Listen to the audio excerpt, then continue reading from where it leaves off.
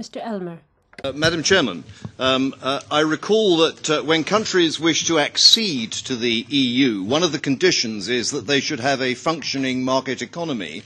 and that preconditions of a functioning market economy are the rule of law and property rights and enforceable contracts. And we have a situation here where that clearly does not apply in Spain, and arguably if Spain were today outside the European Union and applying for membership, it would have a serious problem. We have heard a great deal from the Minister about the complexities of this law, this coastal law, but the fact is it enables the property rights and the contracts of citizens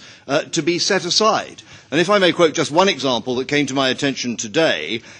in Empuria Brava in Catalonia, the coastal area was redesignated from the beach to include a marina which had stood there for many years, and the whole of the waterways, the jetties, the mooring places in this marina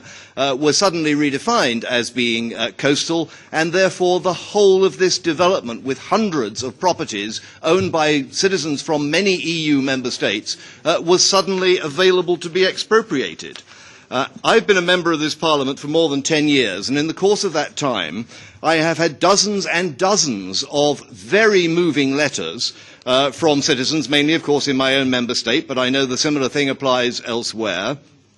where people have taken their retirement savings, they've gone to buy a property in Spain, their dream retirement home, they have exercised due diligence, they've done all the right things, they've had local lawyers acting for them, and then months or years later they wake up to find an eviction notice on the mat and bulldozers at the door, and their whole dreams of retirement are gone. Now, I have to say that if something like this happened in my country, I feel very confident that most politicians would be extremely anxious to move very quickly to protect the rights of citizens. And I'm very disappointed that many of our Spanish colleagues seem only too eager to protect the Spanish government's position and also to protect local mayors, local politicians and local developers. And we hear very disturbing stories of the sort of corruption that takes place between these people. The result is that this whole sequence of events is hugely damaging to the reputation of Spain, and may I say damaging to the Spanish property market. If I'm ever asked by one of my constituents about buying property in Spain, my first piece of advice is don't.